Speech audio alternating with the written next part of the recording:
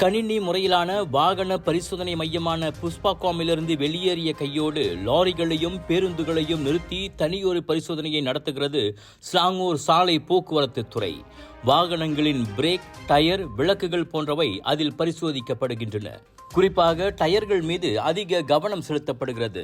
டயர்கள் மோசமான நிலையில் இருந்தால் லாரியோ பேருந்தோ செயல்படுவதிலிருந்து உடனடியாக தடை செய்யப்படும். கடந்த ஆண்டு தாங்கள் தொடங்கிய இந்த ஆப்ஸ் புஷ்பாகாம் சோதனையில் இதுவரை 10 கனரக வாகனங்கள் தோல்வி கண்டிருப்பதாக அத்துறையின் இயக்குநர் அஸ்ரின் புர்ஹான் கூறினார். சோதனையில் தோல்வி காணும் வாகனங்கள் புஷ்பாகாமில் மற்றொரு பரிசோதனையை மேற்கொள்ள உத்தரவிடப்படும் என்றார் அவர். ஷாலாமில் நேற்று நடைபெற்ற ஆப்ஸ் பஸ் டெர்மினல் சோதனை நடவடிக்கையின் போது அஸ்ரின் செய்தியாளர்களிடம் பேசினார்.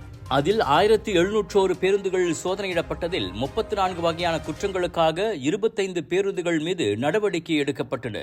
தொடர்ந்து வலப்புற பாதையிலேயே செல்வது, தேய்ந்து போன டயர்கள், விரிசலடைந்த கண்ணாடிகள், இரண்டாவது ஓட்டுநர் இல்லாதது ஆகியவை அக்குற்றங்களில் அடங்கும். இந்த தேங்காய் எண்ணெய் சமையல்ல அப்படின்னு ஸ்பெஷல் இருக்கு. கேரளாவிலிருந்து தயாரிக்கப்பட்ட ரேனாயூர் சமையல் தேங்காய் எண்ணெயில சமையல் செஞ்சு சாப்பிட்டா தரமாவும் இருக்கும், அறுசுவையாவும் இருக்கும்.